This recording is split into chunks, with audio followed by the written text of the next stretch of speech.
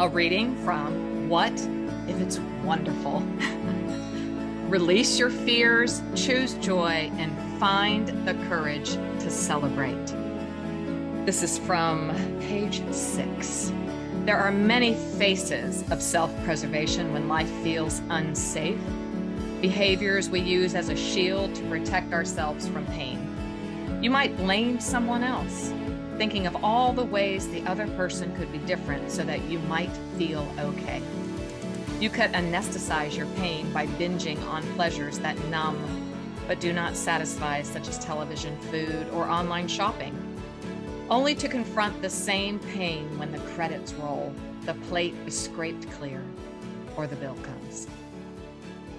Or maybe you cope with your pain by becoming your own merciless critic, refusing to see, let alone name, anything good in yourself. For me, when life begins to feel perilous, I mostly rely on control to keep the plate spinning. I imagine the worst possible outcome for an event and decide that this tragic scenario is actually my reality. In my profession, we call that catastrophizing. I do this in hopes that no pain will surprise me. The problem here, of course, is that I not only anticipate the worst case scenario, I live it in my mind. Some might even say that I choose it. This refusal of hope, joy, and celebration may not sound like control as we typically define it, but that's what it is. Managing my emotions and becoming invulnerable to life in all its gorgeously vibrant emotion in the process. Other voices like God's word and the kind encouragement from people who love me try to assuage my fears, inject hope into my heart, and allow me to borrow the courage I need to celebrate the joy in my life. I experience the truth as a balm for my fear-sick soul as I hear it in the moment. But the unfortunate fact is that the voice we hear the loudest and most often is the voice inside our own heads, which means that kind words from the outside remain just that, sweet sentiments that are easy for me to dismiss. Heartlifters, today we are bringing to the podcast Nicole Zasowski. I am hoping I am saying her name correctly. And she is a licensed marriage and family therapist, and she holds marriage intensives, which I'm so eager to learn more about, in Atlanta, Georgia, at something called the Hideaway Experience. Do you not just love that? I want a hideaway experience. And I think, what a perfect place to have a marriage intensive. That's right up my alley, as you know. She lives outside New York City in a small little town and lives there with her husband and son. And Nicole's new book, What If It's Wonderful, is, oh my goodness, it's something I cannot wait to bring to you, because in my practice, in this community, we often talk about how difficult it can be to be happy, how difficult it can be to actually be joyful. And I've told you 1,000 million times that joy is one of the least studied emotions because it's so complicated. So here's to Nicole shining her beautiful radiant light on this subject and helping us to see and to say, well, what if it's wonderful? Hello and welcome to today's Heartlift with Janell. I am excited. I know, I always am. I know. And I was just saying I needed to take a minute and gather myself because I'm smiling so hard already. Oh, we have with us today Nicole Zasowski, and today is the launch day of her new book, and it is called, are you ready for this? What If It's Wonderful? What if it's wonderful? I just love this. Welcome, Nicole. I'm so happy to have you here. Oh my goodness, I'm so excited to talk with you today. Oh my goodness, what if it's wonderful? The subtitle is Release Your Fears, Choose Joy, and Find the Courage to Celebrate. What a mouthful. So as an author, I say this all the time, Heartlifters, just stay with me. I know how critical a title is, And I know how critical the subtitle is, and I know all the selection of the words that go into it. And you're just hoping and praying that the words will bounce off the book and right into the heart of someone who needs it. And so where did that question, what if it's wonderful? Just right from the get-go. What if it's wonderful? What is that? Where did that Yes. come from you? Yes. So I was sitting in my friend's kitchen, and the story is actually tucked inside the book if you want more details. But Yes. I was sitting in my friend's kitchen, and it had been a hard season. And I was sitting at her kitchen countertop, and we were just talking through all of my what if questions, and they were, what if I fail? What if I hope and I'm disappointed? What if I um, try to connect and I'm rejected? All of those fears that we tend to carry into a season of what if. And I know listeners can fill in the blank of their own what if questions. More than one. Yes, exactly. And mine, to be fair, was mostly around what if I hope and I'm disappointed. I was really wrestling with what's the point of holding an expectant heart? What is the point of dreaming?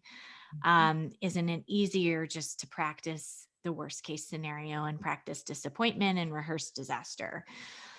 And Wow. she was patient with me, and she was sitting with me in my place of hurt like a good friend does. Um, and I had sat in her kitchen many times before. So I'm not sure why I hadn't noticed this cute little wooden sign she has above her window. And it said, "What if it's actually going to be okay?" Oh my gosh. I know. I'm gonna And cry. it just interrupted my feelings of doubt and my negative questions. It was just such a beautiful interruption. And I echoed that question out loud, as because it just stunned me reading it. And then she turned to me and said, "Oh, sweetie, what if it's wonderful?" Oh gosh. Isn't that awesome? It's the And best. yeah, so it became a question that I held in my pocket, to interrupt that catastrophic thinking that I so often rely on to try and protect myself. Um, and it, how book title conversations go. Sometimes you have a working title, Yeah. and then it changes right before Oh, you yes. finish, and the publisher sort of decides. And this came to us pretty early. It wasn't in the first batch, but I kept coming back to it of, this is the question that I use in my daily life. And my publisher loved it. I'm so happy they did. Yes. And so that's been a favorite element, I think, for readers, because I do think we all have what if questions, and most of Oh, those yes. are filled in negatively. They are, depending on, What if I fail, and what if I disappointed, and what if I'm rejected, and all these things. So to have one that turns our heart toward hope and uh, cultivates joy and an expectant heart, even in the midst of a season of suffering, because this book truly is for both. It's one of the things I wanted to do, is to broaden our definition of celebration. Good. That's what I loved about it, actually. And that's why I love you sitting here, and I have just a million questions just, spinning in my mind about that. To have a broadened understanding of suffering. I don't think that it has been taught to its fullest extent. So I'm so glad your voice is here on International Women's Day. This is when we're taping it. Yes, I'm so that we can excited. hear what you have to say, so that we can understand. Before we got started, I said to you that one of the, I think personally, one of the greatest challenges in my own life, and then in my practice, I have a trauma-informed practice, so it is a little unusual. I do. So you're a licensed marriage and family therapist. And so I know that you understand the hard stories of life that people bring to you. And they're not typically going to come to me if they're in a good place. So it's a bit one-sided. But hopefully we can get them to a good place. But I have found the greatest challenge is to be happy. Yeah. especially if you've had a childhood trauma informed upbringing, or perhaps had some traumatization happen to you, or just in this painful life we live in, you know, is that related to your topic? Like, that's what I wanted to ask you. Like, what if it's wonderful? To me is like, I think of that title all the time. Like, it's really hard to be happy. Okay. That's a little too blunt for a title. But when I saw yours, I was like, what if it's wonderful? Like, it reframes it, and it just, you can't say it. What if it's wonderful? You can't say wonderful without some emotive, like hope inducing motive, you know? Yeah. So would you say that's related? What's your take on that? Yeah. So when we think of joy, what most of us don't realize is it's actually the most vulnerable feeling to feel. Okay. Because Teach us. when you hold on to something, it automatically is accompanied with the possibility of loss or disappointment because you're entering Oh. into that experience. So, we often say, I'm just waiting for the other shoe to drop. There's this suspicion of joy. Oh. When we enter into a season of good news or a moment of breakthrough, we have this narrative that a lot of us carry around of, this is too good to be true, or maybe Yes. a spiritual distortion around, I've had it good for a long time. When is God going to balance it out with something hard? Boy, Which, that's all. I've heard every one of those. I've said every one of yeah, those. yeah. And so, when you've gone through something really painful, whether it's a season or a crisis or, a moment, a loss, a betrayal, whatever it is, there's the loss itself, there's the thing itself, and then there's the cost. And the cost is the impact to our identity and our sense of safety. Okay, speak. Just we love to say here in this community, Nicole, and they're already anticipating me going, lean in here. This is a Good. teaching moment. This is what we want to take away. If you I'm could happy repeat to. that, and if you could expound upon that a bit. Yes. Sure. So there's the loss itself, there's the Yeah. painful event, and often we stop there. Mhm. We think the hurt is the event itself. Yeah. And while that is the trigger and pain quickly follows that event, what's more helpful to ask ourselves is, how did this thing, this event or relationship rupture, whatever it is, Mhm. make me feel about myself? Yeah. That's the identity piece. Mhm. Or make me feel about my situation or the relationship, Mhm. which Yeah, is you the said a sense safety of piece. safety. Yeah. Hmm. Yeah, which is that And secure attachment we talk so much about in this community. yes, Right. exactly. All that great attachment research Mhm. would be on that safety side. And so what it took me a really long time to realize, because this season was actually, or this book was actually born out of a season of pain and change Mm. and loss, Mm. was that one of the biggest costs for me was that joy was accompanied by a lot of fear. That I was Oh. I was Mm. sad and grieved, really, when I realized, of course, there was the loss itself, but a lot of the loss I was experiencing was my refusal to embrace joy. Wow. What did that look And like? Can you share? And you do not have to at all.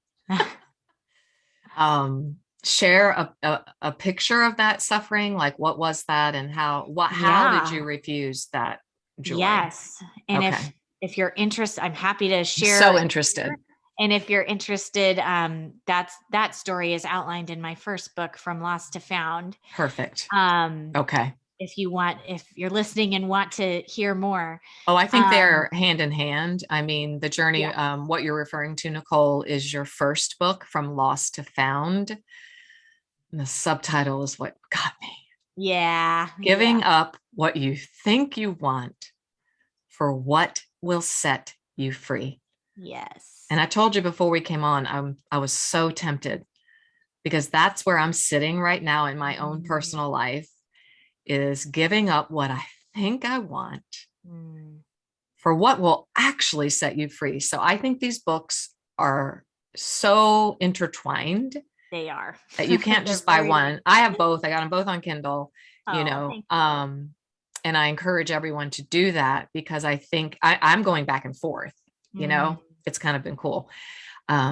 So yeah, if you could just share a little bit of what that actually means. So it was a season that started with a move across the country that came as a big surprise. Oh boy.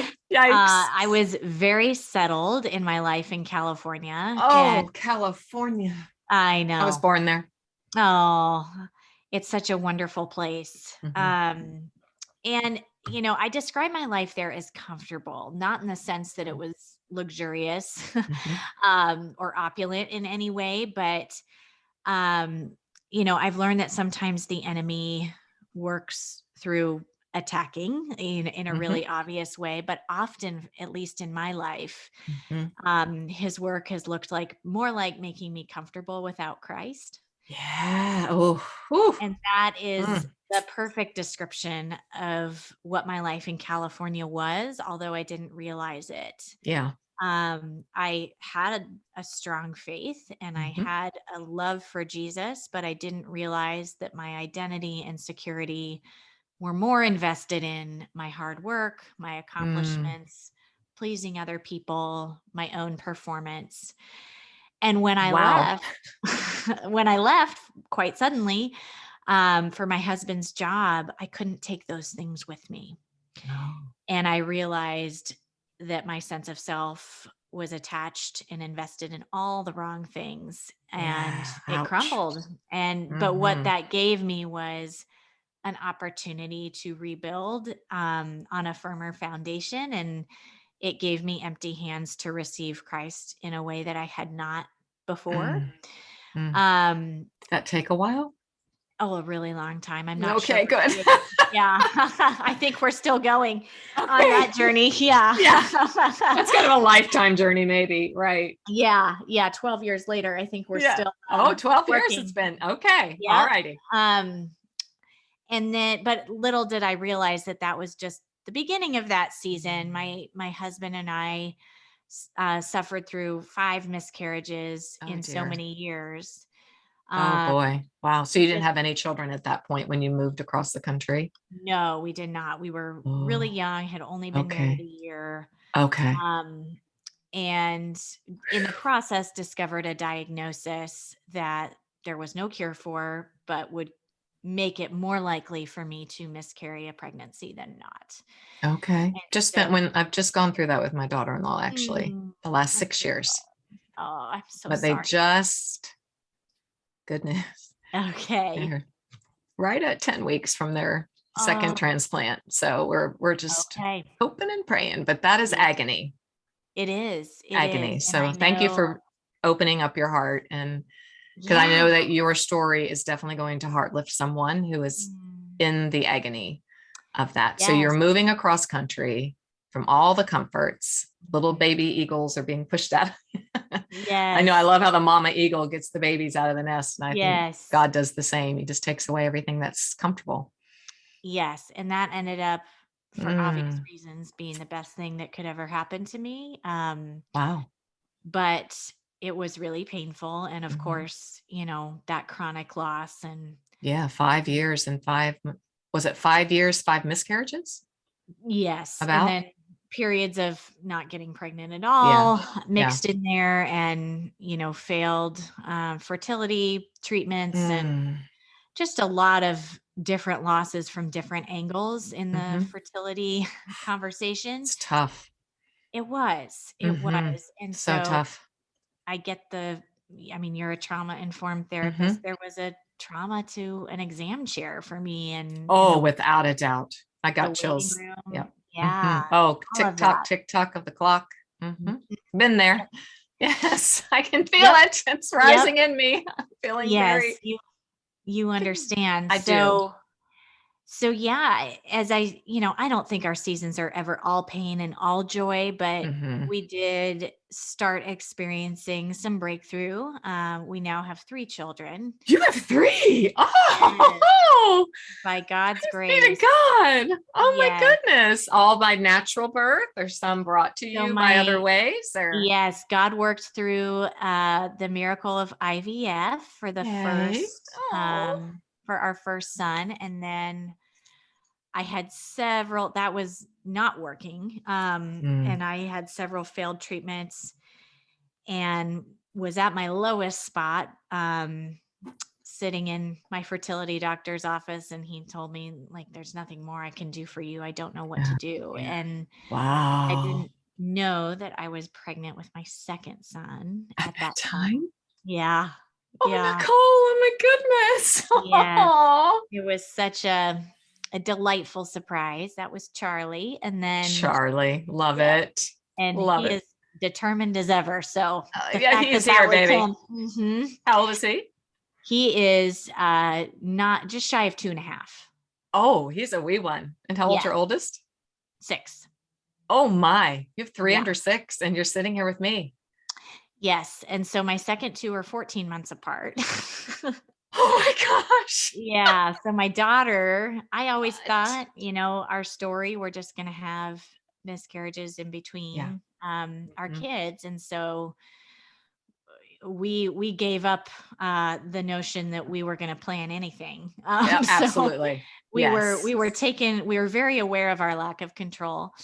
Uh, and that was a gift too, honestly. How about that? To Wow. to release our grip on our own control and plans was a beautiful thing, but my daughter was healthy. Oh, praise be to God in Yeah, heaven. so 3, she 3 babies. yeah, so she is just over 1. Oh gosh, I am so honored that you're sitting here. Oh my goodness. Yes, no, it's fun to talk with you. Oh, So, but as we were entering this season and with other joys too, just feeling more settled in our community and mm, some fun work things for both my husband and mhm, um, I was so hesitant to embrace that joy and connect fully with it. mm, Not so much connect with my kids. I'm really, mm. really grateful that That's God yes. Glad to, yeah. allowed me Yeah. to bond there, but it was really, really tough to not rehearse disaster Wow. and prepare emotionally for the worst case scenario, which the research says doesn't work. It doesn't. When I wonder if I can, are you aware? You're going to say, are you aware of the Enneagram? I Oh, don't know yes. many Yes. therapists who are not. What is your number? Do you know? Well, this is my constant debate. I Because I bet your type does something. Yes, so I believe I am a 2 with a very strong 3 wing, but it's Okay. quite possible that I am a 3 with a very strong 2 wing. Okay. No 6 in Um, there at all, which is very curious. so most people look at my Yeah. cover and Yep. they think I'm a 7, and then they read the Oh, inside and they think I'm a 6. yes. Yes. I like to Yeah. say, because I'm a 2 strong 3 wing, but I've done so much work anyway that I now can be operating as a healthy 4. But my second book, Overcoming Hurtful Words, was my whole it's my whole story of Hmm. healing the shadows of my 2 sides. So now I just laugh Okay. because I knew nothing about the Enneagram at that point. But now I'm Yeah. like, if you want to heal as an Enneagram 2 and find out your shadows, just read my second book, because now I'm like, whoa, that probably was just a research project for me. I'm not sure that should have Yeah, been well, it out sounds for the like I world. need to check that out. It's so true though. I was like, wow, all those shadows. Okay. So the worst case scenarios, that would you say though that you are typically okay? I'm leading to something with this because I'm so intrigued by chapter 4, Okay. protective Uh-huh. pessimism. Uh-huh. Okay, I know this is going to resonate with so many of my clients. They know who they are. Yes.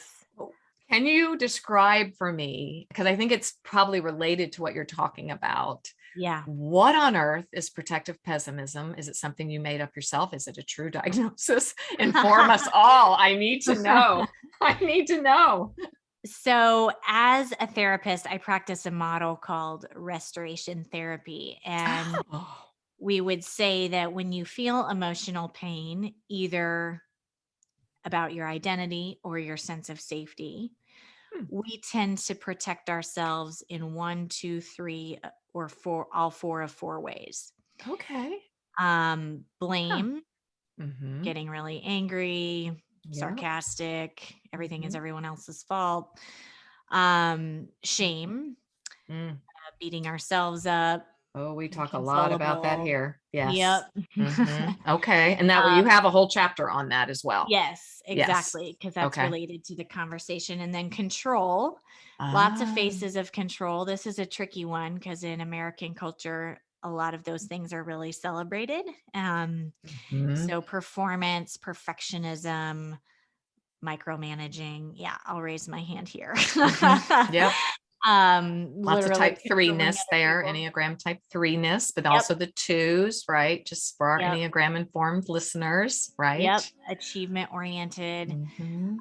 And then escape. And again, lots of Mm. faces of escape, but anything we might use to numb out, check out emotionally and mentally.